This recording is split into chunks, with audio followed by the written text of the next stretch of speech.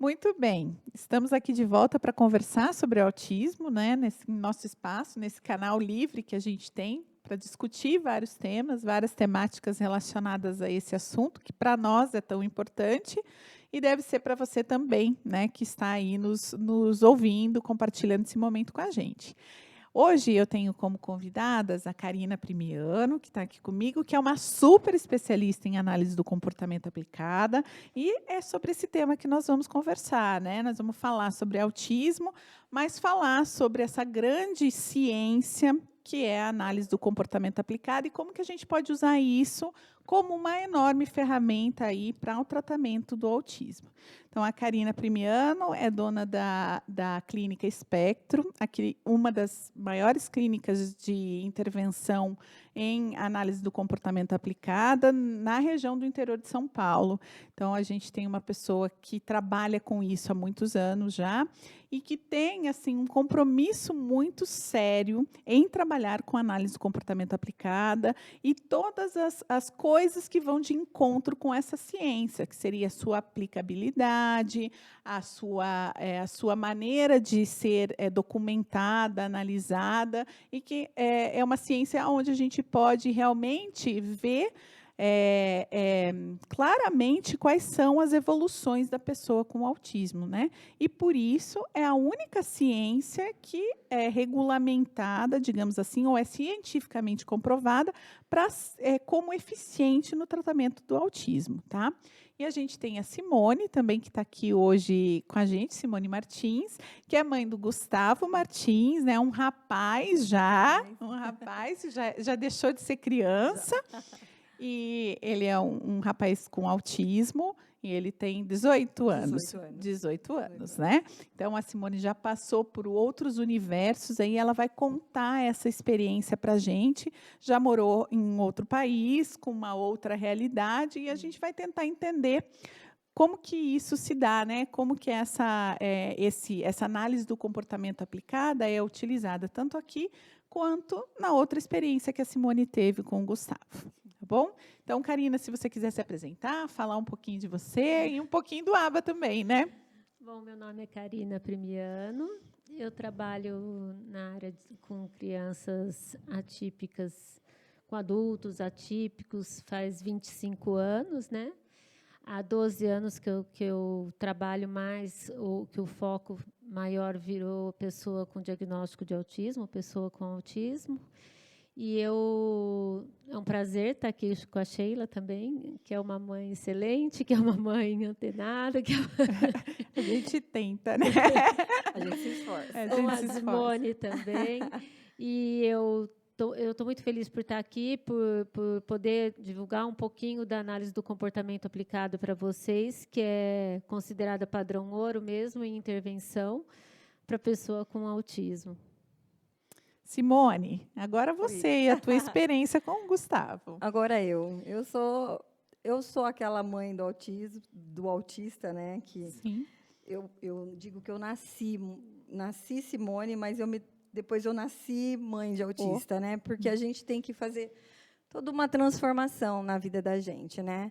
E quando eu me dei conta que eu estava dentro, quando eu recebi o diagnóstico, que é aquele boom, que é aquela hora que a gente acha que tudo acabou, que é o fim, que ele não vai mais amarrar o sapato a vida toda. Que a vida sua acabou junto com a dele, né? Eu falei, eu vou transformar isso aí. Eu não vou ser essa mãe.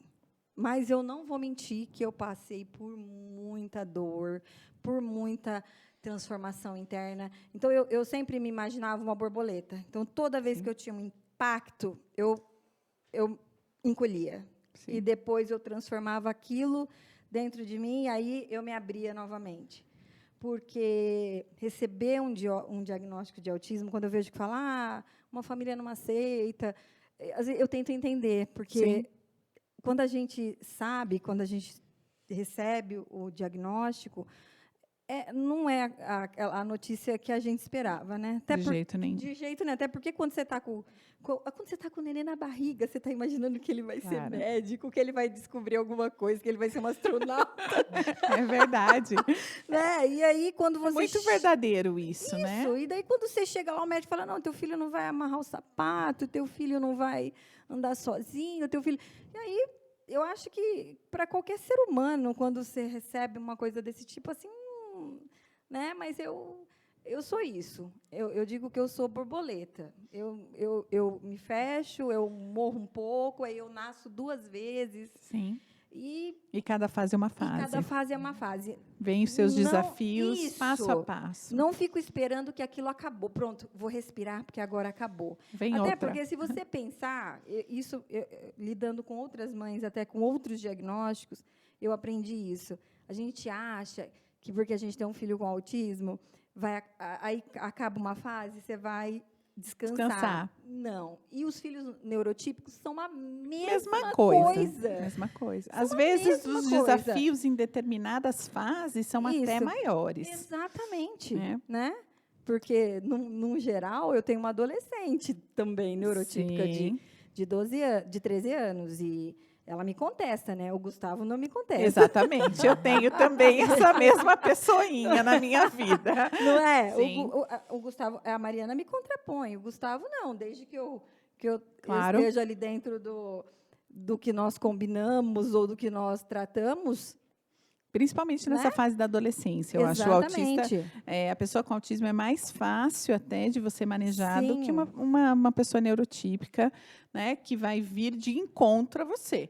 O caso da pessoa Exatamente. com autismo, se estiver tudo bem, tá tudo caminhando bem, os nossos acordos estão sendo cumpridos, Isso. então estamos bem, né? Né? Sim. Eu acho que é sobre isso, né? Sobre ser mãe. Sobre ser mãe. Sobre ser mãe. É, Né? muito bem. Você já viveu aonde, Simone, com o Gustavo? Sim. A gente morou na Califórnia Sim. 2 anos e meio. Uhum. Até então, eu não conhecia ABBA. Nunca tinha ouvido falar. Justamente na Califórnia. Justamente. Por isso que eu falo que o universo, o Deus, todas as orações que você vai fazer, tudo que você vai se agarrar, toda ponta que você vai se agarrar, ela vai te levar em algum lugar. E eu estava agarrada em levar o Gustavo para algum lugar. E eu não conhecia a ABBA, eu não conhecia muita coisa além daquele universo que eu estava descobrindo ali, né? Sim. E o Gu a gente passava com o Gu num médico em São Paulo. Uhum. E esse médico era especialista, na época eram pouquíssimos, era muito raro, né? E aí, quando ele ficou sabendo que o Eduardo tinha recebido essa proposta de emprego para ficar lá um tempo, na mesma hora que eu falei, eu não terminei de falar, ele falou, arruma a mala e tchau. Vai. Arruma a mala e tchau, esquece tudo. Mas, doutor, minha família, nós vamos mudar a rotina. Ele esquece tudo. Quando ele me falou isso, eu me lembro que quando eu caí lá dentro, eu falei, bom, estou zerada. Agora eu vou ter que ver como é que isso aqui... Começar de novo. Então, foi lá que eu conheci o ABBA. Sim. Né? Mas a Califórnia, pelo seu sorriso, você já sabe, aquilo foi assim estabelecido como um protocolo até das pessoas que te atendem no supermercado. Entendi. Né?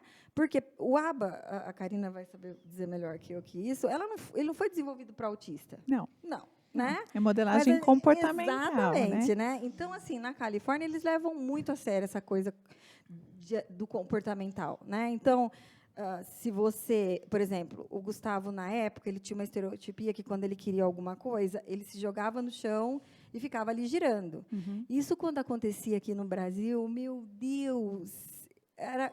Você já viveu isso? Aquela coisa Já. dos olhares, daquela senhora que vai passar e falar, se fosse meu filho, né? E lá não. Eu lembro que a primeira vez que o Gu caiu dentro do Walmart, um funcionário chegou perto de mim e todas as pessoas continuaram levando a sua vida ali. Normalmente. E ele chegou para mim e falou, você precisa de ajuda? Uhum. Eu falei assim, não, eu sei controlar ele. Ele falou, então, fique à vontade. Sim.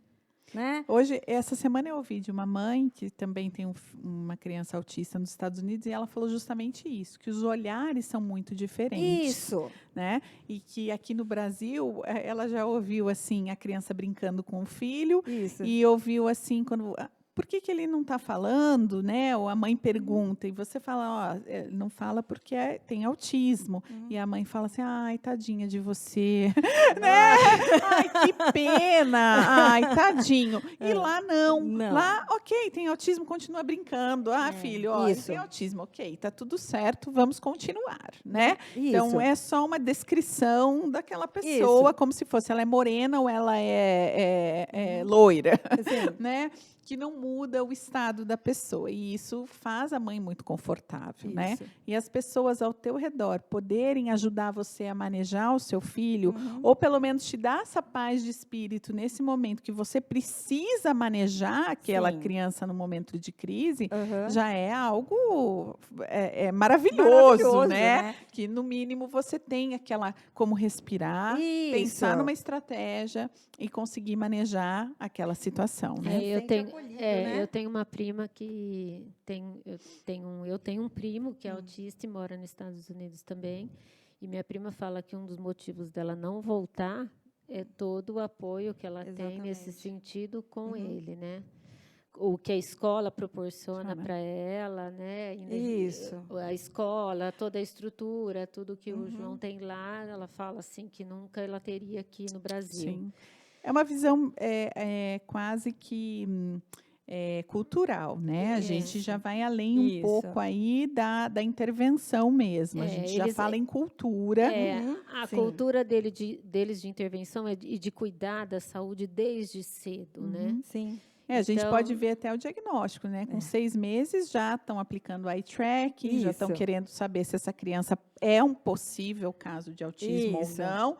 Então, você vai intervir mais precocemente, né? Se houver qualquer alerta, então a criança já vai para a intervenção. Exatamente. Né? Desde os 3 meses, né? A criança já pode começar. E se tem alguém na família que teve também, eles já começam a fazer a intervenção. Acho que foi seu caso. Foi também. Então, por isso que eu falo, a minha experiência acabou abarcando tudo. Eu vi tudo.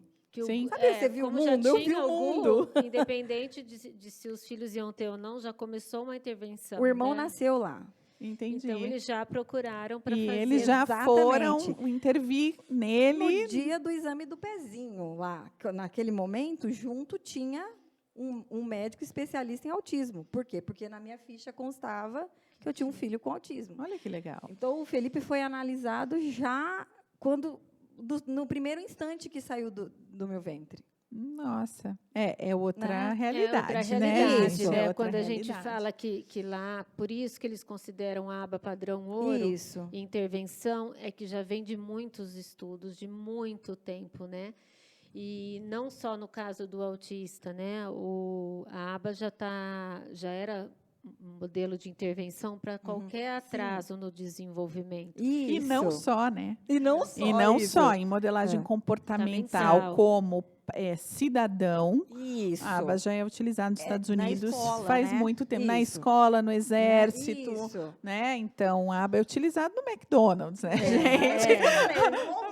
Mais do que no McDonald's, a gente assim, eu quando vou explicar para uma pessoa que não entende nada de aba, o que é a aba? Vamos lá, vamos pensar no McDonald's, no McLanche Feliz. E aí a gente começa a entender o que seria uma intervenção baseada em aba. Mas, assim, eu queria que a Karina explicasse mais ou menos o que é a aba, porque a gente conhece a aba. A gente sabe o que é, a gente sabe como, já com tantos anos de prática, né? Mas eu queria que a Karina tentasse contar para o nosso público, para quem está começando, né? O que é a análise do comportamento aplicada? A análise do comportamento aplicada é uma área da análise do comportamento, né, que busca desenvolver, através assim, dos princípios e das estruturas, a pessoa com autismo, no caso, ou a pessoa com atraso no desenvolvimento, onde as habilidades dela mais faltam. Onde tem falta nas habilidades, a análise do comportamento aplicada, ali se aplica a análise do comportamento. Por isso que a gente fala que ela é aplicada. Então, ali a gente busca um plano de ensino, diferente da análise só do comportamento, né? Que você está avaliando o comportamento através dos antecedentes, das consequências, para você poder manipular esse comportamento. Na análise do comportamento aplicada, a gente aplica ela dessa forma, mas também utilizando para o ensino das habilidades que faltam e para a correção de algumas habilidades que estão em excesso também. Então, a gente pode resumir isso, quando a gente fala da análise do comportamento, é uma modelagem comportamental. E a análise do comportamento aplicada seria, além da modelagem do comportamento, o ensino de habilidades. É isso. Né? Isso mesmo.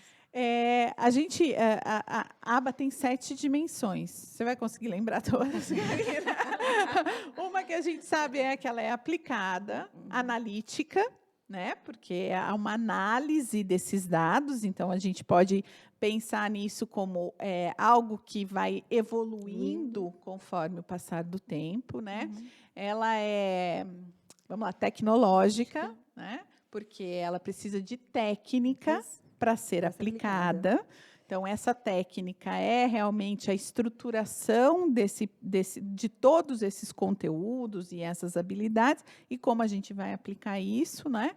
Eu não vou lembrar todas as outras 7 dimensões. A gente vive as 7. A gente vive as 7 dimensões.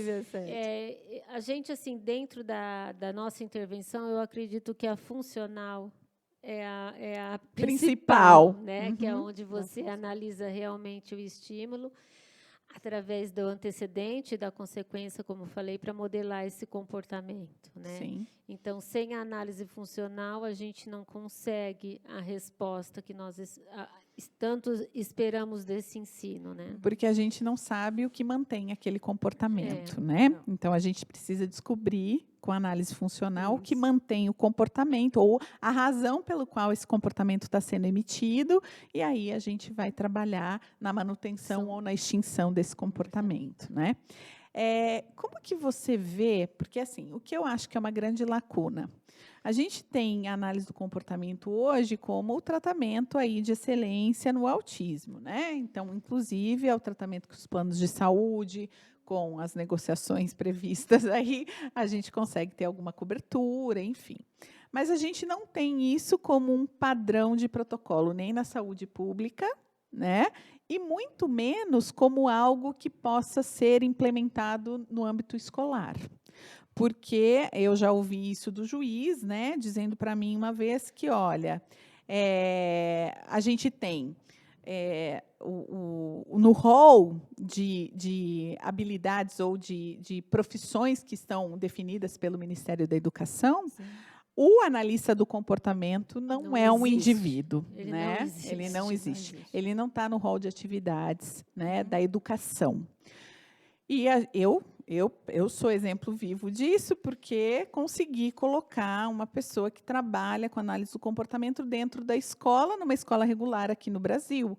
E as coisas andam muito bem, né? Porque a gente, determinados conteúdos, a gente estrutura em aba, trabalha isso de uma maneira específica, outros conteúdos nem tanto, porque aí entra a parte pedagógica, entra o ritmo de sala, mas algumas coisas realmente não tem como fugir. Porque, como a alfabetização, por exemplo, que no caso do Lucas foi muito difícil, a gente teve que estruturar, porque se não estruturasse, ele não teria tido sucesso nessa habilidade, na aquisição dessa habilidade. Então, assim, como que você vê isso? Por exemplo, qual seria o caminho legal? Porque nos Estados Unidos, usa-se aba dentro da escola. Sim. Por que nós não podemos ter isso? Eu acredito que ela não chegou na escola porque ela não chegou na sociedade ainda. Tá. Como a Simone falou, que ela chegou no Walmart, a sociedade já estava esperando. Então, se ela não está ainda na parte social, vai demorar para chegar na parte da escolar. Assim como ela não está ainda completamente dentro da área da saúde, né? Que aqui no Brasil, principalmente, a dificuldade que a gente tem para encontrar médicos especializados, para fazer o diagnóstico precoce, ou para, ao menos, que não tenham diagnóstico, mas uma intervenção precoce, que é isso que interessa para a gente, não é nem o diagnóstico, é saber onde estão os déficits para a gente começar essa intervenção, né? Então, eu acredito que venha da sociedade, da saúde, até chegar na escola. Tá. E assim como eu penso que você, Sheila, conseguiu colocar um analista do comportamento dentro da escola, não pelo conhecimento da escola ainda, porque ela ainda também não sabe. Sim. Porque a sociedade não preparou a escola, a sociedade ainda não preparou a saúde, a sociedade ainda não está preparada. Sim. E aí eu acho que vem a palavra bom senso, que a escola usou do bom senso para te permitir essa analista do comportamento. Mas a gente não pode ficar só sujeito ao bom senso, Ao bom esse é o senso. problema, né? E, além disso, é a transparência também, que tem muitas escolas que não gostam por causa da transparência. E, ao mesmo tempo, a gente tem que ver que, na própria lei, ainda não está o analista do comportamento. Sim. Então, a gente precisa ir lá atrás, no executivo, no judiciário, na saúde, na sociedade, é assim... É um caminho muito grande a se percorrer. Acredito que agora ela entrando no rol da ANS. Sim. A coisa aconteça. A coisa aconteça bem devagar, né? Não acredito. Eu tenho um professor que ele fala que lá nos Estados Unidos também tem um aba que seja, entre parênteses, aba lixo? Tem. Como vai ter sempre em todo lugar. Todo lugar, né? E aqui eu acredito que também vai precisar de muito tempo para a gente ter uma aba de qualidade. E regulamentação. E supervisão em todos esses níveis, né? A BPMC, ela está cuidando de... Ela deixou pronto tudo isso, né? Para quando entrasse no rol da ANS. Nós lá da clínica já estamos dentro de todos os critérios que eles já expuseram, né, para acontecer a aba de verdade aqui no Brasil, né? Então, nós estamos esperando agora, mas eu acredito que vão ser, assim, anos para se percorrer, para se entender o motivo dessa intervenção, porque ela é padrão ouro, porque ela é precoce e porque ela é intensiva, que muitos não acreditam, ainda não entendem, né, a questão do que é ser uma terapia intensiva, da importância. Intensiva, precoce e integrada. Né? Que são, Integrada. assim, eu acho que os pontos principais para fazer uma boa intervenção em análise do comportamento aplicada, né? A gente precisa estar falando a mesma língua. Isso. Por isso que eu vejo, por exemplo, né? Eles colocaram aqui para a gente as 7 dimensões do ABA. Então, vamos lá. Aplicada, comportamental, obviamente, analítica, tecnológica, conceitual, porque parte de conceitos, né, da própria psicologia. Eficaz, porque ela é comprovadamente eficaz, né? Porque ela é documentável, e generalizável, que é maravilhoso, porque esse generalizável, para quem não entende, é a capacidade de você transportar essa habilidade, esse conhecimento que você adquiriu lá na terapia, lá na tua intervenção, para o resto da sua vida, né? É tornar esse conhecimento algo que faz parte do seu dia a dia, seja na escola, em casa, em todos os locais onde você circula, onde essa pessoa com autismo circula. Por isso que quando chega o paciente para a gente vai avaliar, aplicar uma avaliação. Muitas vezes, quando você vai apresentar para a família, então, ele não falou nada, né? Não soltou um fonema, não soltou um som. E a família fala, não, mas em casa ele fala. Em casa ele é diferente. Então, essa parte da generalizável que a Sheila falou é justamente isso. Então, ele não generaliza, porque ele teria que estar falando em casa e lá na clínica. Claro, né? Em todos os ambientes, em todos os locais. E essa questão do generalizável, eu acho que é o mais bonito mesmo, porque é você chegar nesse ponto de saber que não é só clínica, né, que ela tem que estar na sociedade, que ela tem que estar dentro da escola, que isso sim vai fazer com que o sujeito evolua. Claro. Senão, não. Claro. Senão ele vai ficar sujeito a um único ambiente terapêutico ou dentro de casa, funcionando dentro de casa. Mas será que é esse o nosso objetivo? Não, né? Quando a gente fala da escola, no caso dos Estados Unidos, que faz a intervenção na própria escola, É claro que isso é muito positivo, se a gente pensar, né? Porque, então, é um local onde a criança está sendo conhecida, onde eles estão trabalhando as questões do autismo na própria escola. Então, a escola não é só o palco de atuação dessa criança. Ela realmente é um local que está ali para melhorar a condição desse indivíduo. Você pode contar para a gente, mais ou menos, como que funciona isso, Simone? Então, vamos lá. Vou tentar não falar muito. Não, pode falar. Para não perder. Eu acho que aqui no Brasil a gente ainda está na fase da fotografia, como se a vida fosse uma fotografia em rede social. E a gente sabe que a vida é filme. O tempo todo nós estamos ali, né? Eu acho que, principalmente na Califórnia, por isso a gente fala de aba lixo e a gente fala do aba da Califórnia, a Califórnia levou isso muito sério. Porque, vamos voltar no Walmart? Sim. Quando você chega no Walmart, você tem autista que está trabalhando lá no caixa. Sim. Tem autista que está te atendendo. Tem autista que está separando coisa lá atrás, no estoque. Então, para eles, virou uma coisa assim, como é saúde pública, nós vamos ter que trabalhar com isso. Claro. Né? Nós vamos ter que criar uma pessoa, um indivíduo capaz e que de não se gerir. né? E não onere o sistema, Exatamente. que seja produtivo. Produtivo. Você vê que o objetivo deles é outro, mas, no fim, os meios Isso. vão compensar esse objetivo. Então, qual é o maior alcance social? Que não é a escola. Tanto eles levam a sério que a escola lá é pública. Porque se eu vou moldar um cidadão, ele tem que estar dentro da escola pública. Claro. Né? Então, para eles, se eu for modelar o comportamento desse cidadão, né? ele tem que estar na escola pública. Então, o que se criou? Que essa história, porque, por coincidências mais ainda, a terapeuta que atendeu o Gu era brasileira. Olha, né? que ironia. Então, ela me contou muito do sistema. Então, o que eles fizeram? Eles criaram um escritório, que lá chama Arceuci, né? Então, o Arceuci recebe a notificação escolar de que eles têm uma suspeita de autismo, né? É mobilizada uma junta, com até antropólogo tem na junta, para você ter uma ideia como eles levam a sério. Sim. Essa junta vai até a escola, eles ficam avaliando a criança por um período. O período do Gu foi 30 dias. Né? Então, eles descobriram que o Gu só falava em casa, não falava na escola, que o Gu ainda não usava o banheiro. Então, eles fizeram todo um laudo do Gustavo. Esse laudo, então, foi estudado lá pelo médico, pela psicóloga, pela antropóloga, pela professora. Então, foi criado um currículo, vamos dizer assim, sobre o Gustavo. É o que hoje se fala aqui no Brasil do PEI, né? Mas a gente ouviu falar dessa palavra PEI faz poucos anos. Isso. As pessoas têm o conhecimento lá, não. Sempre foi. PEI, para quem não sabe, é Plano de Ensino Individualizado. Isso. Aí, isso foi feito com a Mariana, que é a irmã neurotípica, isso é feito com toda a criança. O PEI do Gustavo é um pouco diferenciado. Por quê?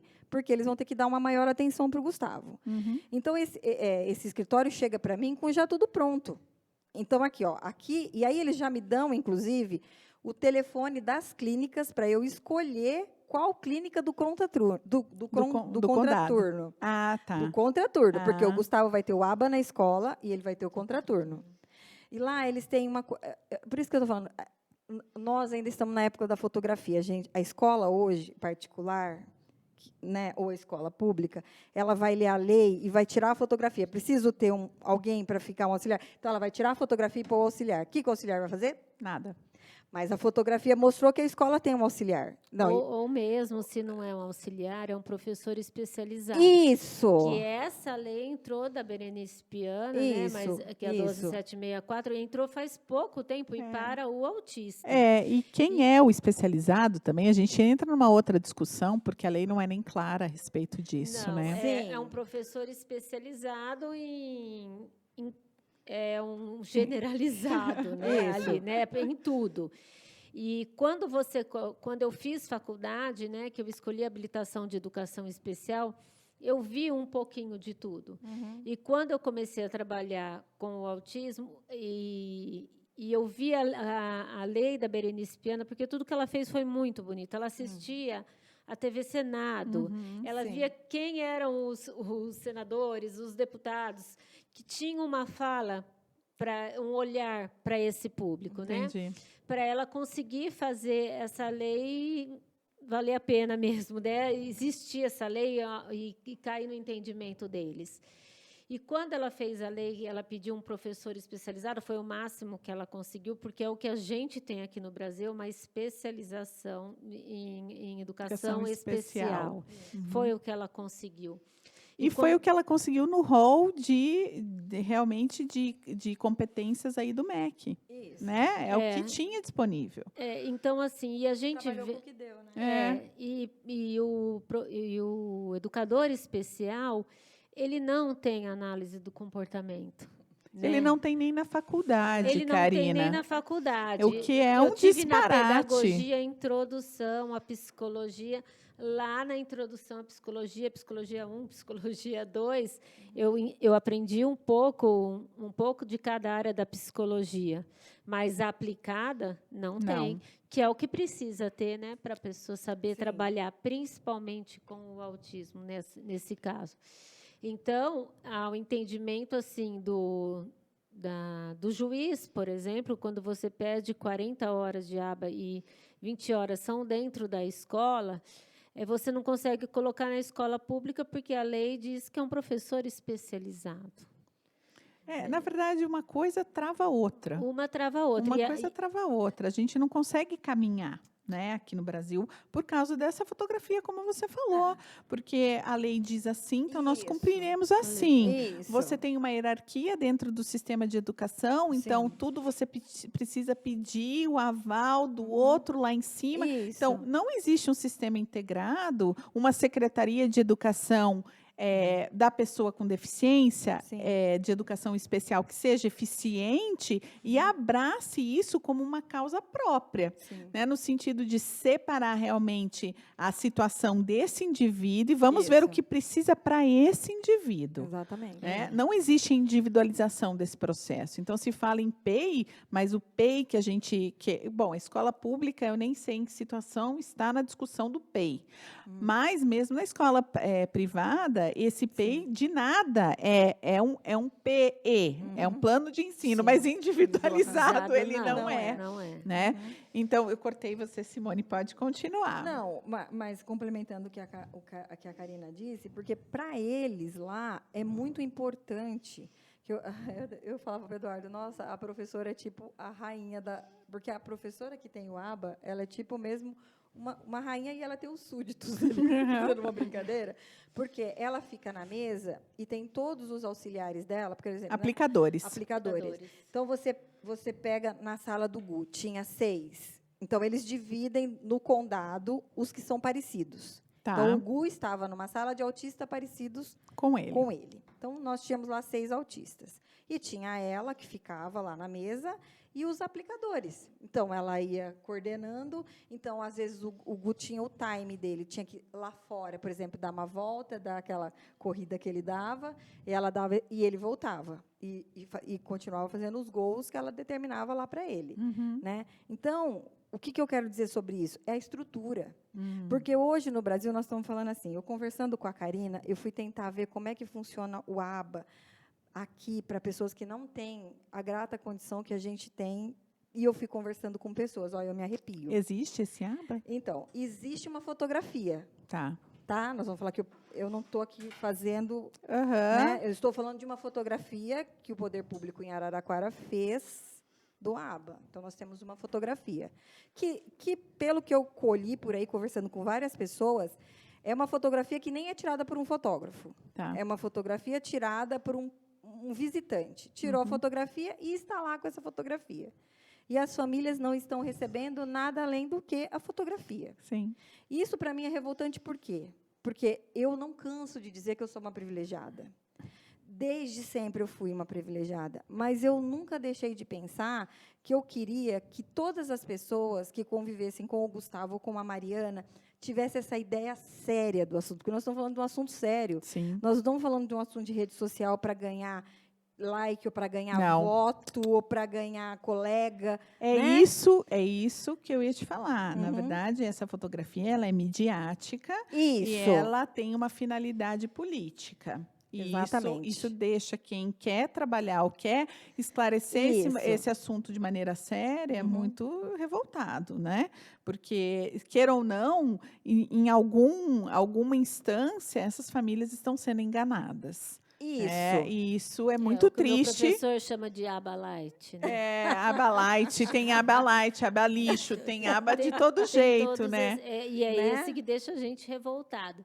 Então, essa questão que a BPMC já deixou todos os critérios, tudo pronto, e a gente se preocupou muito em estar dentro disso, porque como nos Estados Unidos existem os aplicadores, Sim. e eu tenho uma outra prima que foi trabalhar, e quando ela foi morar nos Estados Unidos, ofereceram se ela queria aplicar a aba. Sim. Né? Lógico que não se compara, talvez, à estrutura do que ela ia aprender para saber fazer isso. Aqui nós temos mais a preocupação deles saberem, deles entenderem, deles serem capacitados na análise do comportamento aplicado para aplicar. Sim. E não um simples aplicador. Né? Então, a gente tem esse cuidado, porque a gente sabe a dimensão da análise do comportamento, e o quanto não é fácil, né? O entendimento, né? E essa aplicação. Então, a gente também tem que ter esse cuidado na hora de aplicar, de ter uma pessoa competente para isso. E é isso que deixa realmente quem faz o certo realmente revoltado. Não só de ver quem faz o errado, na verdade, de quem está recebendo o errado. Né? Isso é pior, Isso né? é pior, de quem está recebendo o errado, de quem está recebendo informação errada, de pessoas que estão à frente disso, passando as informações erradas, né? Isso eu acho que você viu realmente quando você foi procurar aqui, né? Que a gente conversou sobre esse assunto. E isso é muito revoltante para quem trabalha com isso, né? Já é uma situação, né? Porque é um cuidado grande que você tem que ter aqui no Brasil, infelizmente, porque, como ela falou, então você tem a aba mãe, que é a supervisora desses aplicadores. Então, começa por aí. Em cada sala com esses aplicadores tem uma supervisora. Já começa por eles. Não estão somente lá aplicando a esmo. Exatamente. Com certeza são aplicadores que foram treinados para isso e pessoas que têm alguma certificação para trabalhar como aplicador. Ela teve um treinamento para ser aplicador de aba. Aqui no Brasil, vamos pensar no caso do próprio agente educacional, que muitas vezes é o personagem que está lá com as crianças com autismo na rede pública. Sim. Que eles falam que esse é o auxiliar especializado. Eu não sei qual é a especialização que uma pessoa de segundo grau que passou num concurso público para ser agente educacional tem, mas, enfim, é o nome lá que a prefeitura deu, que o município, que o poder público deu para essa pessoa. Então, você já começa por aí, né? Esse agente educacional é o cara que poderia cumprir até alguns papéis, mas ele não tem formação, ele não tem capacitação, ele não tem nem orientação. Não. Ele não tem supervisão, ele é um cara autônomo que está lá, a Deus dará, e o que a gente está dependendo desse cara? Do bom senso dele. E como a Simone falou, ele está lá na fotografia de cumprindo o papel. Cumprindo o papel do que e para que ele foi contratado. Então, é para ajudar nas habilidades funcionais. A criança a comer, a ir ao banheiro, né? Às vezes, a se locomover. E o que acontece? Ela não pode fazer outra coisa, mesmo que ela tenha vontade, que ela queira fazer, ajudar, porque ela está vendo a necessidade daquela criança. Às vezes são até pedagogas que estão nesse papel. Ela tenta fazer alguma coisa e também não é deixado, porque é mostrado para ela o tempo todo essa fotografia. Você está aqui só para isso. Sim, sem dúvida nenhuma. Aí vem chega o professor especializado, que ele fica fora da escola, quer dizer, não fica nem dentro da sala, fica fora da escola, para fazer um plano de ensino. Por uma criança que ele nem conhece. Por uma criança que ele nem conhece, ou que passa meia hora por dia, por semana com ele, né? Se tiver sorte de ter horário no nosso ensino público. Então, isso é mais complicado ainda, porque o que mais me preocupa às vezes não é nem a pessoa que não aplica, é a pessoa que está aplicando de forma errada. Que é no caso da educação especial, do professor especializado. Então, eu já vi PEI, que a adaptação era como a criança joga a folha longe, na adaptação estava escrito colar com fita crepe a folha na Na mesa. carteira. Quer Simples, dizer, resolvi o problema. onde Não tava, ensinei nada. onde estava o ensino? Porque é plano educacional, né? Não. Onde estava ali, eu falei, não entendi isso, onde estava o ensino Se a nessa criança área. levanta, então vamos amarrar a criança na cadeira, não é? A gente, inclusive, já ouviu É a isso, mesma né? visão, É né, bem gente? isso mesmo. Hum. Então, isso é muito complicado para que nessa fotografia que a Simone deu, acho que esse exemplo ficou bem cabível mesmo na nossa situação. Sim. E nessa intervenção na escola, então, ele participava da turma regular, Simone? Então tá. Vamos lá. Essa é outra fotografia linda de lá, né? Outro filme lindo. Porque como o PEI é levado muito a sério, eles conseguem separar as crianças. Então, nós vamos ter, a gente sabe disso, a gente vai ter aquele autista, que você vai trabalhar de uma forma, o outro. Nós vamos Que ter- pode ser mais incluído, que precisa de um Isso, tempo O e nível uma de suporte que nível ele de precisa. suporte maior. Exatamente. Tá. Aonde está a inclusão dele? A inclusão dele está em ter a sala especial dentro da escola normal. Vamos falar assim, né? Sim. Então, assim, o Gustavo estava dentro da escola e a sala dele era especial. Então, cada escola do condado estava ali classificado o tipo de deficiência ou o transtorno que aquela criança tinha. Porque nós estamos falando que tem criança cadeirante, que tem criança Claro. cega, né? Mas voltando para o autismo, então o Gustavo passou em 3 escolas primeiro, porque o Gustavo nunca foi alfabetizado em português. Ninguém conseguiu fazer isso.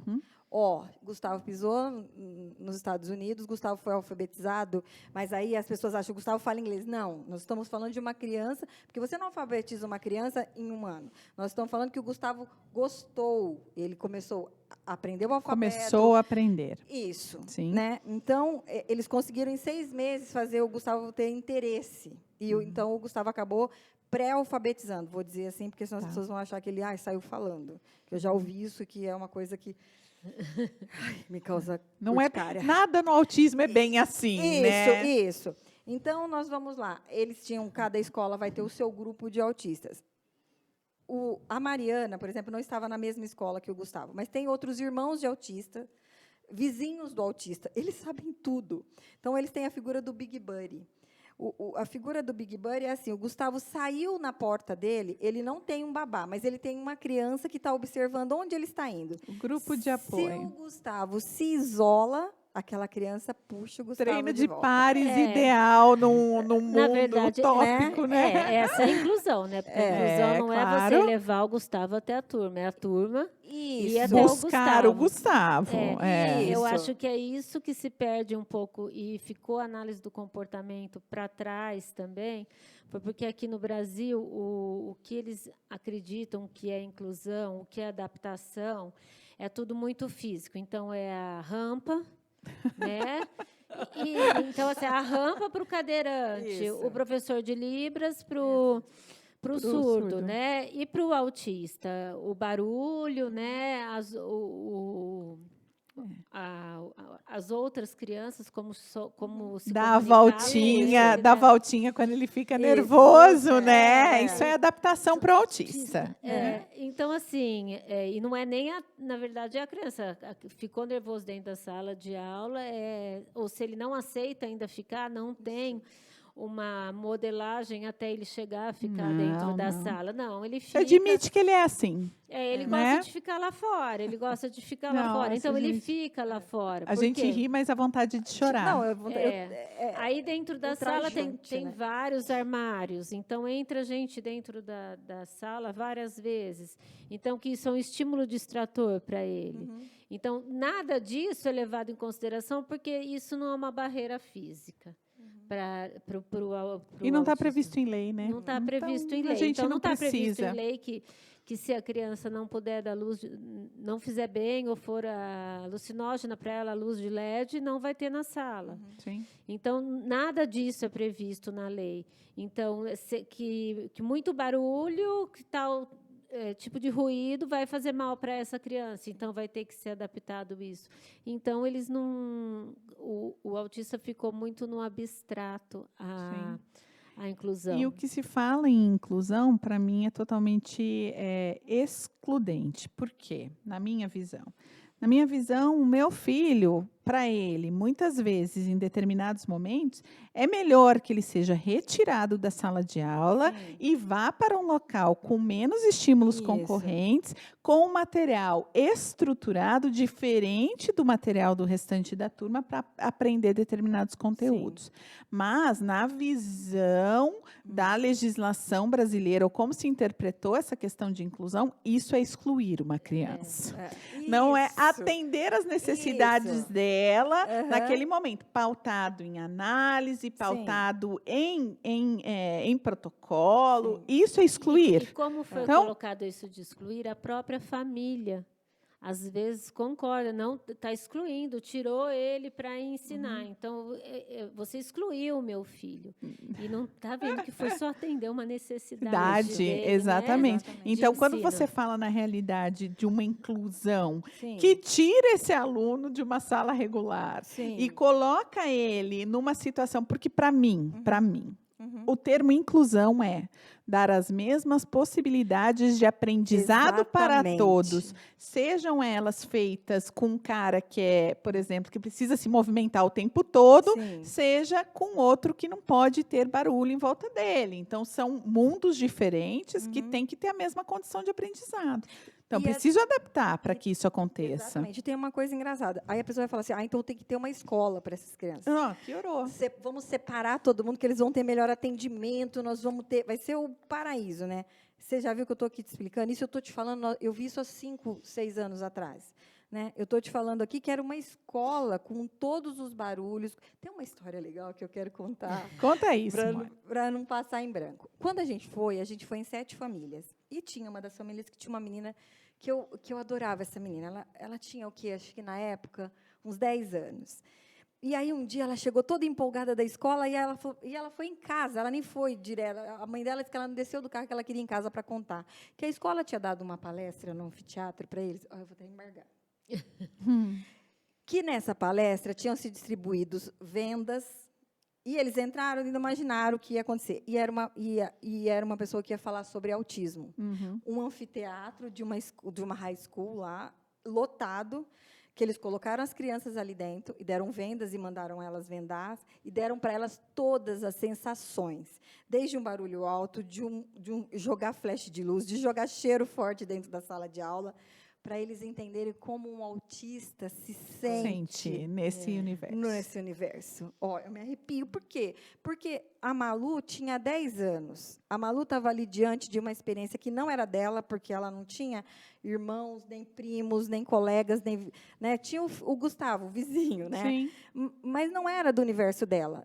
O Gustavo foi inserido no universo dela. Sim. E, naquele momento, ela passou a entender que, às vezes, a televisão, para o Gustavo, tinha uma sensação diferente do que tinha para ela. Para ela era prazeroso, para ele não necessariamente. Exatamente. Né? Então, é disso que nós estamos falando. A sala está especial. Dentro da escola, ele está recebendo o que ele precisa. Ele está sendo alfabetizado, ele está sendo respeitado. Né? Na sua limitação, na sua hipersensibilidade. Isso, porque claro. se a gente pensar, não há nada de mal, por exemplo, tirar o aluno 1 minuto, 15 minutos, 20 minutos daquela sala de aula para ele, que ele se organize. Não, Né? de jeito nenhum. Essencial até. E né? pensar assim, né? De Eu não tô repente, excluindo. esse aluno, como você falou, cada um é um. Esse aluno precisa estar lá na sala especial, mas o outro não necessariamente. Isso. Ele pode migrar com mais frequência para uma sala regular. Então, cada um vai funcionar de um jeito diferente. Isso que não se entende aqui, né? E falando em aba, piorou. Porque Sim. aí você chega para uma escola e fala, olha, a gente tem que modelar esse comportamento de sentar na educação infantil. Vamos falar já lá do Isso. comecinho. Né? Olha, eu fiquei muito louca da vida quando eu cheguei um dia na educação infantil, meu filho estava em cima da mesa da professora. Sim. Né? Eu fiquei louca com aquilo, e a professora achando que estava fazendo melhor, é por falta de conhecimento mesmo, e eu fui pegá-lo e eu falei assim, olha, você me desculpa, mas todos os alunos sobem na sua mesa? Isso. Ela falou, não, só o Lucas, porque senão, se eu não deixar ele subir, você vai ter que pegar ele chorando. Eu falei, pois amanhã eu quero pegar ele chorando. Por quê? Qual é o seu plano para depois eu fazer essa criança ser incluída no primeiro ano, sentar na mesa e estudar? Você tem um plano a longo prazo aí para a gente conseguir tirar ele de cima da sua mesa e colocar ele sentado na mesa para ele poder estudar? Não, porque, né? porque se ela era essa forma dela trabalhar o comportamento dele, ela precisava ter um objetivo. Um objetivo. Qual que era o objetivo Né? dela? Era ele não chorar. Não chorar. Esse Mas é o não objetivo. era uma habilidade de prontidão, que é você ensinar óbvio. ele a sentar, Tá, a esperar, sim, né? Claro, Exatamente. aumentar o tempo de mesa, porque queira ou não, a gente vai ter aí para mim, né, o que eu vejo assim no autismo aqui na primeira infância, ou seja, na educação infantil, é como se você realmente eles só tivessem estabelecendo cuidados básicos. A criança não vai se machucar, ela vai comer, ela vai ao banheiro, mas nem essas habilidades eu vou ensinar. É só o que a Sim. criança consegue fazer ou não, e a gente está aqui só para dar um tempo para a mãe poder respirar e essa criança está depositada aqui. É isso que a educação infantil, infelizmente, faz aqui no Brasil. Sim. Ao invés de estar preparando essa criança para um aprendizado, para poder sentar numa Isso. mesa, para poder estabelecer contato visual, para ter atenção compartilhada, para todos aqueles pré-requisitos que vão ter que estar instalados na hora dessa criança aprender. Né? Exatamente. Então, não existe plano. Não existe plano. Existe um depósito, né, de crianças na Exatamente. escola, mas não existe um plano. O que nós vamos estabelecer como meta esse semestre, esse bimestre? Qual é o nosso plano de ação? Eu só consegui isso a partir do momento que eu coloquei judicialmente uma pessoa dentro da escola Isso. pública. Aí a gente conseguiu, com o auxílio da terapia, modelar esses comportamentos para quando ele chegasse no primeiro ano, ele ter a possibilidade, ao menos, de aprender alguma coisa. Isso. Né? Mas esse plano, essa ausência de planejamento, e existe uma secretaria para isso, existe uma equipe que se diz responsável por isso. Que Né? recebe para isso. Isso. Recebe para isso. Né? Que recebe para isso, mas que cumpre isso da forma que também eu acredito que não tenha uma supervisão maior lá de Claro. cima, né? Para também cumprir isso com um objetivo para a criança. Sim.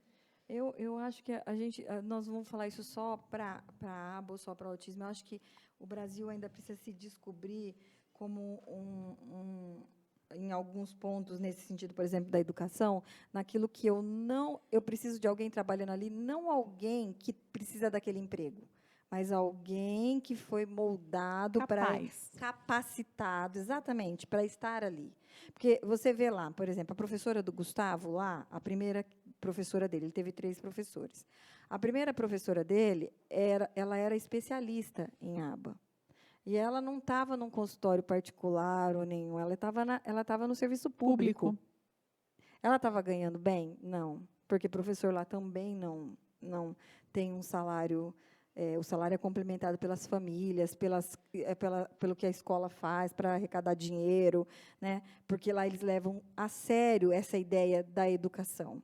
Então, a professora dele, ela era uma especialista, ela dava curso no Canadá, constantemente, às vezes ela estava ausente semanas, porque ela estava no Canadá dando curso, porque ela estava em outros lugares dos Estados Unidos dando curso. Então, imagina, ela estava ali na rede pública deles. Sim. Né? Uma pessoa capaz. Exatamente. Então, ela não estava ali vamos voltar na fotografia, que vamos sair da fotografia. Ela não estava ali numa fotografia, ela estava ali num filme. Sim. Todo ano, toda hora, todo dia, ela estava produzindo um filme com aquelas crianças que ela trabalhava. Eu conversei com uma supervisora, BCBA, lá dos Estados Unidos, e ela falou que os próprios planos de saúde, quando eles contratam essa equipe, né, para trabalhar com isso, ou até às vezes o Estado, eles mesmos exigem essa capacitação dos profissionais. Então, não é que vai pegar qualquer pessoa. Eles mesmos exigem que essas pessoas sejam bem capacitadas. Dadas e habilitadas, né? É. Karina, você acha que, assim, que além, se a gente pensar num cenário mais ideal, no Brasil aqui, você acha que seria possível, pensando em todos esses processos, né, do ABA entrar como uma questão mais cultural, dos pais se organizarem socialmente também como a sociedade civil organizada, no sentido de exigir esse tipo de intervenção nas escolas, você acha que seria possível no nosso cenário hoje? Hoje não. Não. Hoje não, porque nós não temos uma sociedade preparada ainda. Sim. Nós não temos nem pais preparados, né? Porque Quem dirá o sistema de educação. Formação ainda. Então, eu não acredito nem na educação ainda, porque existe muita família sem orientação e o que elas estão buscando quando eu vejo que a pessoa chega na clínica, né, para passar pela anamnese, eu pergunto quem indicou. Ela falou assim: eu procurei na internet. Né? Mas assim, você vê assim que ela procurou na internet, então ela digitou, ainda que ela entendeu, né, que ela tinha que se informar. Sim. Mas ela procurou quem atende ao autismo e ela não entendeu, ela não procurou a excelência do trabalho, o significado do trabalho, a linha de abordagem, nada disso. O que significa aquilo, ela não procurou entender aquilo. Então, assim, ela chega muito crua. E eu sempre falo para os pais, vocês têm que estudar, vocês têm que saber para vocês poderem cobrar dos profissionais que vocês têm. Se vocês não sabem, vocês não vão poder cobrar. E, assim, não vai atingir os objetivos de vocês para o seu filho, né? E sem contar, assim, que eu acho que a análise do comportamento aplicada, todo pai que tem uma criança com autismo tem que saber manejo comportamental. Porque não adianta você fazer o teu trabalho na clínica e chegar em casa e a criança ser reforçada de maneira diferente completamente, porque não vai haver generalização daquilo. A vida na clínica vai ser uma, a vida na família vai ser outra. E tudo que você constrói, a família muitas vezes desfaz naquele tempo que a criança está em casa, isso não né? É só aqui. Essa supervisora, quando eu tive aula com ela, ela falou que lá também ela estava, ela era a supervisora maior dentro dessa clínica, né? E então ela até citou um exemplo de uma família que não estava aceitando alguns procedimentos, alguns ensinos e que então, assim, então ela chegou ao ponto que ela que precisou ir até essa família e não as pessoas que trabalhavam com ela. Sim. Então, quer dizer, essa resistência existe aqui no Brasil, existe, mas existe em todos os lugares. Sim, sim. E você precisa ter essa habilidade também para você lidar com esse tipo de dificuldade que você vai encontrar com as famílias, né? Sensibilidade também, né, de como você vai mas conversar. Se existiu o apoio, né, se já existe o apoio, por exemplo, de sinalizar que essa pessoa foi diagnosticada, que a família não está intervindo, que a família não está aceitando, que existe um embate, se existe um apoio da assistência social mesmo, que seja, direcionando um profissional de análise de comportamento para dentro da casa, para dentro da vida dessas pessoas, isso já é um ganho enorme, né? Porque essas coisas vão acontecer em todos os lugares. O problema da aceitação é uma questão de humanidade, né? Todas somos mães e nenhuma de nós queria ter esse diagnóstico, né? Isso é fato. A gente aceita o diagnóstico, a gente faz o melhor da vida, né? A gente promove uma vida feliz com esse diagnóstico, a gente ama esse filho do jeito que ele é, mas isso vem depois. Né? Naquele primeiro momento, eu acho que nenhuma mãe na face da terra gostaria de ter esse diagnóstico. A gente estava conversando numa roda de conversa esses dias aqui, e a mãe ficou falando do diagnóstico do filho e falou que ela ficou muito feliz quando falaram que o filho dela era surdo. E, na verdade, ele era autista. E ela falou, nossa, ele é surdo. E alegria, porque ou era surdo ou era autista. Então, ela preferia que fosse surdo. né? Porque é um diagnóstico difícil. Então, isso vai sempre haver. Mas se existe um apoio para essa família de um profissional que realmente sabe chegar nessa família e falar, olha, agora a coisa está instalada, a gente precisa trabalhar. Para trabalhar, a gente tem que fazer desse jeito. Né? Então, essa instrução, como que era isso lá, Simone? Existia um apoio, ou pelo menos uma instrução em relação a manejo comportamental? Aí que tá, eu acho que eles já previam que algumas famílias não iam querer se engajar nesse movimento, então lá é em casa. Entendi. Então não tem como você não Obrigatório. se engajar. É obrigatório, porque a terapeuta está dentro da tua casa. Ela está inserida dentro da tua rotina. Você está fazendo almoço, você está tomando banho, você está assistindo TV, a terapeuta está ali trabalhando. Então, eu digo, a gente se transformou numa família aba nesse sentido, porque a Mariana já praticava aba pitiquita. Igual a Yolanda. Né? A Mariana já praticava aba pitiquita. Por quê? Porque tinha uma terapeuta, começou com 10 horas. Dentro da minha casa. Ela ia embora 8, 9 horas da noite. Isso, o Gustavo tinha que idade? O Gustavo, nessa época, acho que tinha... Eu sou ruim de data, mas acho que ele tinha uns 10 anos. 8... Já era um rapazinho. Já era um rapazinho, mas um rapazinho, que não tinha controle de musculatura, ele tinha, porque a gente fazia muita fisioterapia com ele. Sim. Porque o Gustavo era muito impactado. Quando eu falo assim, as pessoas falam... mas é exagero. Não, o Gustavo era muito impactado. Nós estamos falando aqui que o Gustavo não conseguia conter o esfíncter dele. Ele fazia na roupa. Né? Então, eu estou te falando aqui de um menino que chegou lá grande já. Sim. Ele tinha 8. Ele tinha 8 anos, nós estamos falando, e ele não usava o banheiro, ele não sabia trocar de roupa, ele não sabia pôr comida no prato, ele não sabia nada. Porque eu nunca consegui ter nenhum tipo de acesso a qualquer tipo de terapia que me induzisse a saber que o Gustavo ia... Eu ainda estava acreditando que eu ia ele não ia conseguir. Que eu ia amarrar o sapato dele até enquanto ele fosse isso que eu falo, velhinho. gente. Todo autista, Entendeu? Independente do comprometimento, ele pode aprender. Né? Todo.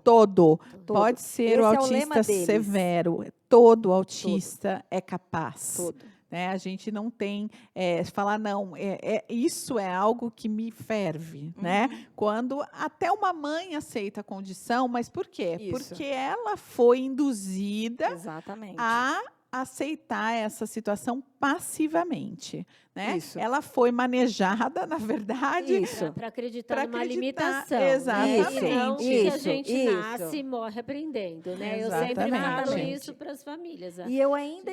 pode terminar. A gente nasce e morre aprendendo, eu falo, porque quando vem essa questão da limitação, né? Ai, mas ele vai alfabetizar, mas ele vai, eu não sei até onde ele vai, qual que é o limite dele. Eu falo assim, bom, o limite dele eu não sei. Eu sei que a minha crença é que ele vai nascer, ele nasceu e vai morrer aprendendo e que ele é capaz. Exatamente. Né? Até onde ele vai, eu não sei até onde eu vou, né? Sim. Exatamente. E ele está no mesmo nível que eu. Não, porque se você for pensar, Karina, eu ainda estava na fase que eu acho que muita mãe ainda está, e muita gente, que eu estava atrás da cura. Eu não estava atrás, eu não estava buscando tratamento. Sim. Eu estava lendo e estava buscando um remédio. Um remédio, uma causa, né? E principalmente, se foi Uma eu, causa se o gene que causou aquilo era meu ou era do Uma Eduardo. causa para achar uma cura, né? Eu estava nessa... E aí você vai falar assim, mas por que você estava parado nessa? Estava parado nessa porque tudo que eu tinha disponível para mim estava parado nessa. Estava parado nessa condição. Sim. Né? O Gustavo tomava Ritalina, tadinho. Ele passava o tempo todo dopado. Porque era o meio mais fácil. Sim. Você dopa o Gustavo e enfia ele na escola. É mais fácil para o busca, médico, né? É mais fácil para todo mundo. Entendeu? Claro. Então, eu acho que lá na Califórnia eles já fizeram isso. Espera lá, vai ter pai que não vai aceitar, mas não vai ter como não aceitar, porque vai estar dentro da casa deles. Eu comecei a ver o Gustavo ir ao banheiro sozinho, tomar banho sozinho. Eu vi o Gustavo trocar de roupa sozinho. Então, você vai vendo e você vai se motivando. E você vai vendo, gente, espera aí, o que me falaram até agora não era bem verdade, né? Como que ele está conseguindo agora ir lá? Ele não tinha nem essa possibilidade. O Gustavo não pensava, né? E o Gustavo começou a pegar o garfo, né? Então, para muitas famílias, eu tenho certeza que até para mais da metade, aí, vamos falar, ainda está nesse patamar que eu estava há 10 anos, né? Entendi. E demorou, né? Se você for ver Nossa, bem, demorou, porque você né? Porque pensar... 10 anos, o Lucas, 10 anos são 8 anos de intervenção, né? A gente sempre fala, quando a gente fala em análise do comportamento aplicada, é que se a criança não está aprendendo, quem está errado é você. É você. E não a criança. Exatamente. Então, a gente sempre fala isso. Há pouco tempo chegou uma criança na clínica, ela já frequentava a clínica já fazia um tempo, e ela chegou, acho que aos 7 anos, foi fazer um exame neuropsicológico. E nesse exame neuropsicológico deu um QI rebaixadíssimo, né? Uhum. E eu lembro que em reunião com os pais, o pai não tinha gostado muito daquele diagnóstico que ele tinha lido, e a mãe estava conformada e queria que a gente conformasse o pai, né? E eu lembro assim, quando ela chegou, ela estava chorando, tal, mas ela estava assim, explica para ele que ela tem uma limitação. Que é assim mesmo, né? E eu falei para ele assim, eu nunca me esqueço, eu olhei para ele e falei assim, eu não posso falar para você que eu não acredito, porque eu acredito que ela vai conseguir sim. Porque naquele diagnóstico tudo dizia que ela não seria capaz de ser alfabetizada. Entendi. E ela está sendo alfabetizada. Eu falei, eu acredito nela sim. E eu acredito pelo perfil de quando ela chegou para mim. E tudo que ela já aprendeu. E de tudo que ela já aprendeu. Sabe, tem outra coisa só que eles não toleram quando você diz, que fala assim, a criança regrediu. Eles não toleram você dizer eles falam assim, ó, é um passinho para trás, às vezes é um passinho para trás, mas deve ser 2 para frente.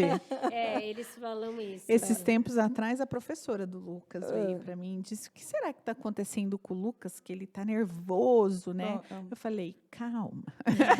Eu conheço muito bem o meu rapazinho. Eu falei, calma, a gente está trabalhando umas outras estratégias que ele está tendo um custo mais alto de resposta, então ele se desregula um pouco mais. Isso. Mas pode deixar que daqui umas 2 semanas você vai ver que ele vai dar um salto. Mas dito e feito, a professora veio falar para mim, mas como que você sabia? Eu falei, gente, porque, primeiro, já passei por isso várias vezes, a gente sabe o plano que a gente está trabalhando com ele, então a gente sabe quando a demanda é alta e quando tem um custo maior e ele se desregula um pouco mesmo. E a gente, então, para ela, ele estava regredindo, né? Para a professora, nossa, como ele mudou o comportamento, ele estava tão bem, ele voltou para trás. Eu falei, não, ele não voltou para trás. A gente dá um passo para trás para dar 2 para frente, né? Então, nós sabemos o que está acontecendo, mas é bem isso, é bem esse discurso que, então, ele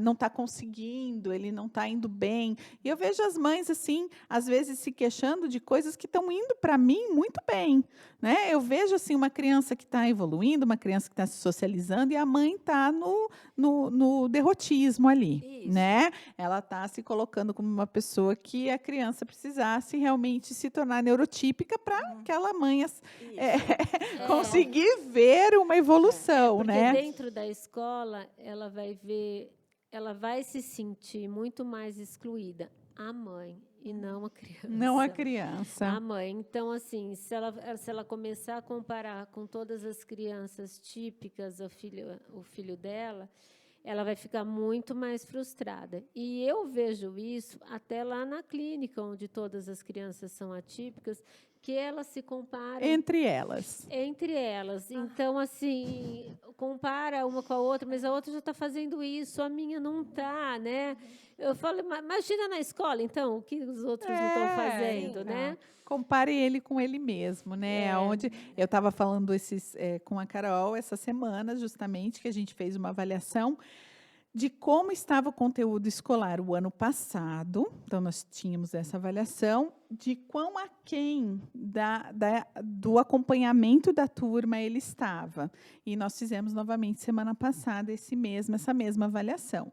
Então, o que nós percebemos? Que essa distância se encurtou significativamente. Então, enquanto o conteúdo lá era de adição e ele estava trabalhando quantidade, por exemplo, agora nós estamos na multiplicação, ele já está na multiplicação. Multiplicação por decomposição, ok? Mas estamos no mesmo conteúdo. Então, a gente tem esses parâmetros de avaliação. Sim. Então, quando chegam para mim falar, mas ele acompanha a escola, eu falo, vamos simplificar? Acompanha.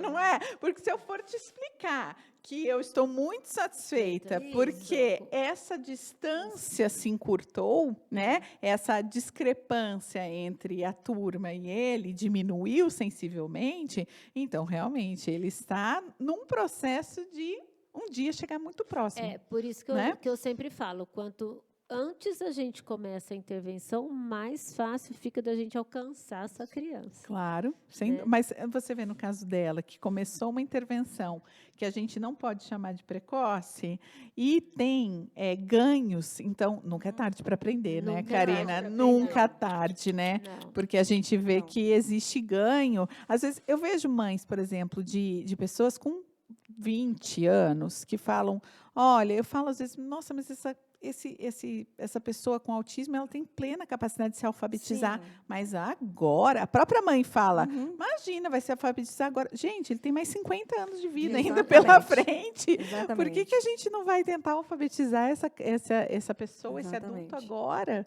Né? Nunca é tarde. Porque nós estamos falando que hoje ele está com 18. São 10 anos de aba. São 10 anos de aba. Né? E quanto ganho? É uma outra pessoa. Não tem, eu não gosto nem de lembrar.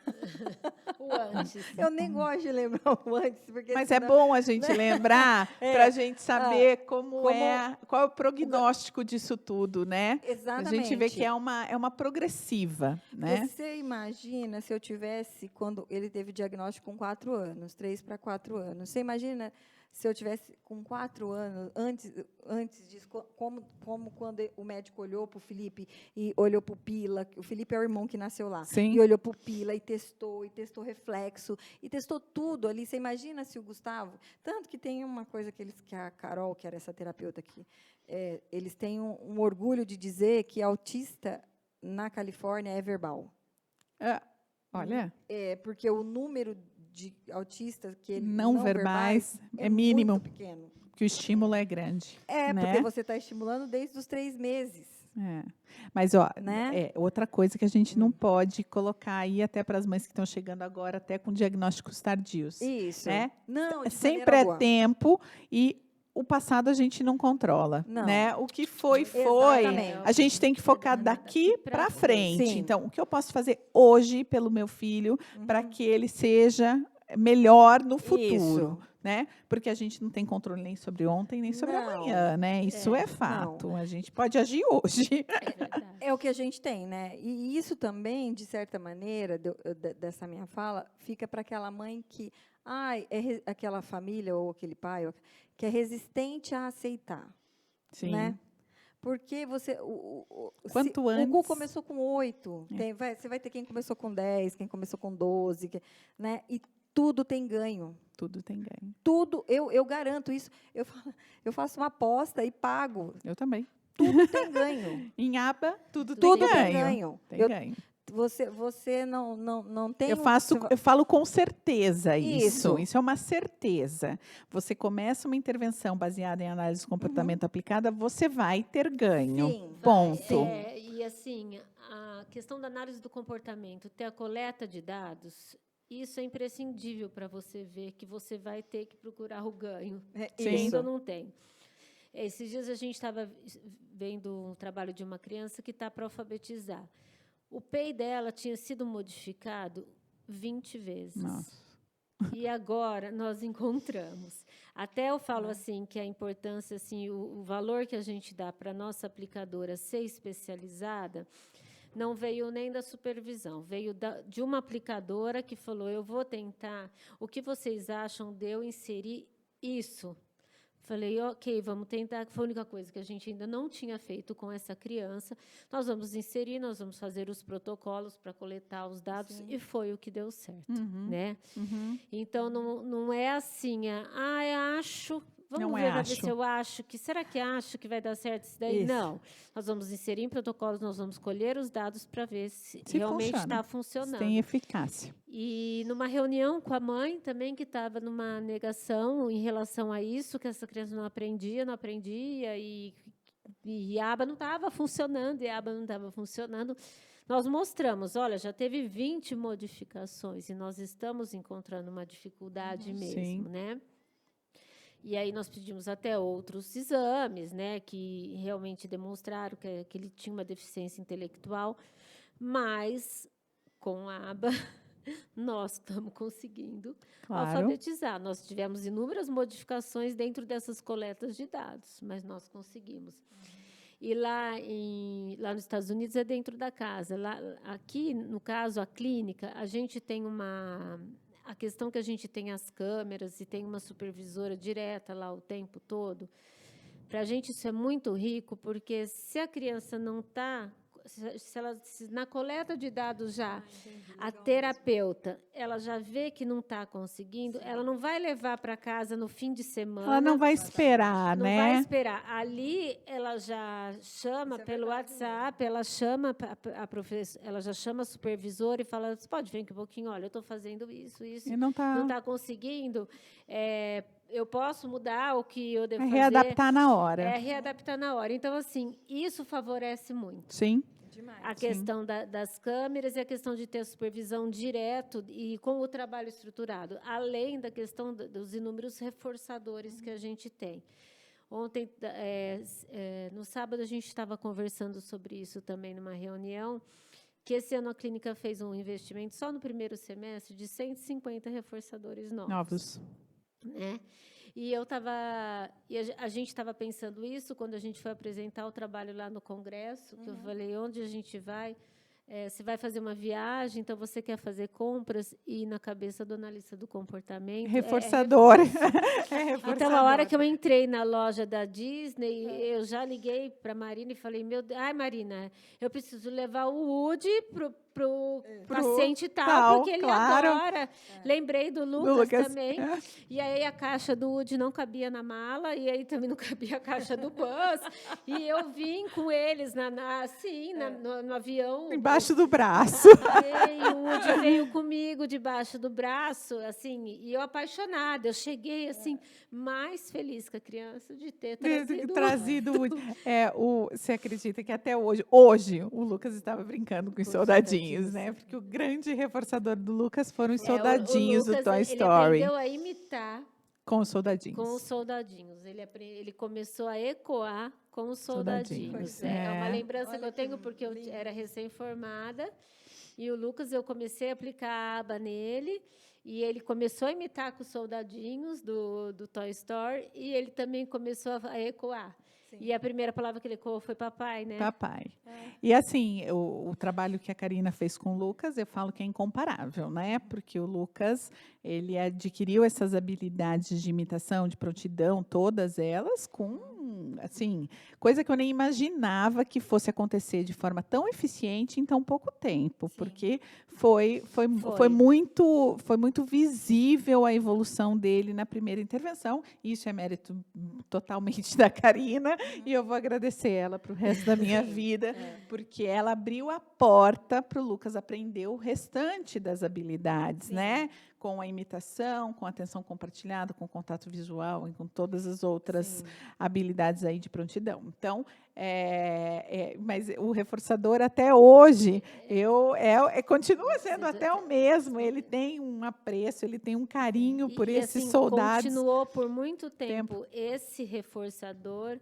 E ele usava de forma diferente esse reforço. Foi mudando, né? Foi mudando a maneira de construir ali, né? O repertório dele aumentou, então ali ele já começou a organizar, né? Então, de maneira maneira diferente. Ali ele adquiriu identidade antes de eu ensinar a identidade para ele, né? Então, a gente fala realmente dessa importância do reforçamento constante e do reforçamento positivo, né? Algo que seja sempre reforçar o comportamento adequado, não utilizar a punição, porque muita gente pode pensar que também essa coisa do reforçamento pode relacionar isso até com treino de animais e tudo mais, mas sempre pensando de forma positiva. Né? Né? É o que eu sempre explico, gente, do reforço, né? Mas você vai começar com reforço comestível, com reforço tangível.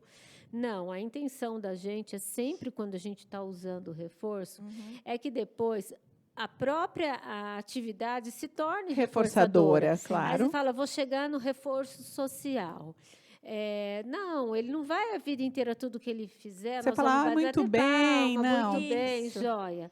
Não, ele vai ser igual a gente. Qual que é o nosso reforço no fim do mês? É receber nosso salário. Claro, sim. Mas antes desse salário chegar, é porque você fez um trabalho bem feito, ou se você recebeu uma gratificação dentro do seu trabalho, foi aquele trabalho bem feito que você fez. E isso já se torna reforçador. Sim. E é aí que a gente está trabalhando com os reforços para chegar nesse ponto. Né? Eu já vejo hoje, por exemplo, do Lucas, que são anos de aba, ele se autorreforça com atividade cumprida.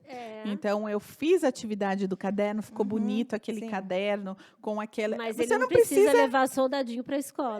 Não leva mais nada. Então, o próprio ato de fazer a atividade, completar aquela atividade e acertar é reforçador. Então, ele já atingiu a função do reforço. Do reforço, né? Que é pensar, por exemplo, colocar uma roupa, se arrumar e vem me mostrar a roupa que ele pôs sozinho, combinou as partes, para ele já é reforçador. Né? Ele já vem feliz com a tarefa cumprida. E esse preconceito, às vezes, do reforço, por isso que eu falo que a pessoa precisa saber sobre aba, entra também na questão da repetição. Sim. Né? Então, fala, a criança fica lá repetindo, e ela se cansou. Não, você tem que pensar que para você aprender a dirigir, você não vai dirigir uma vez só. Não, você tem que repetir. Você vai ter que repetir várias vezes para você aprender. Exatamente. E vai ser, é dessa forma que a gente ensina, né?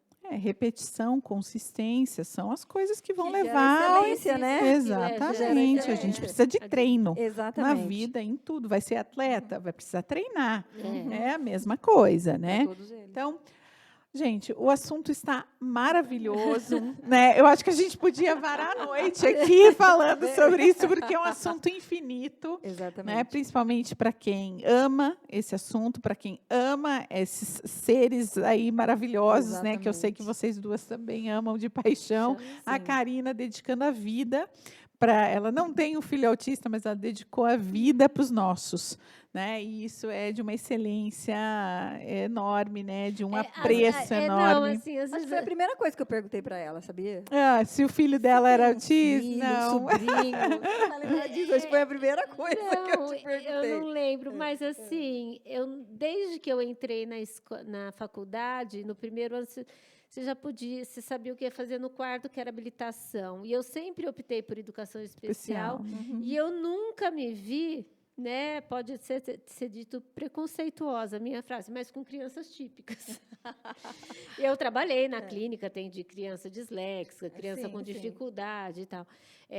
São encantadoras, mas assim, o que me encanta mesmo é o atípico. E o autista sempre foi muito assim referente para mim, porque eu tinha uma vizinha que ela tinha a minha idade, e ela faleceu ano passado, e ela ia para a escola comigo, ela era autista. Então, ela ia para a escola comigo, aí o pai dela levava eu e ela. Então, assim, foi muito presente na minha vida, ela tinha a minha idade. Que legal. Né? Minha mãe perdeu um filho que tinha deficiência. Então, assim, eu cresci ouvindo... Fez parte da tua história de alguma maneira. Isso é inclusão, né? E olha só, olha a vendo. importância disso, porque na geração da Karina, na minha geração, essas pessoas eram quase invisíveis.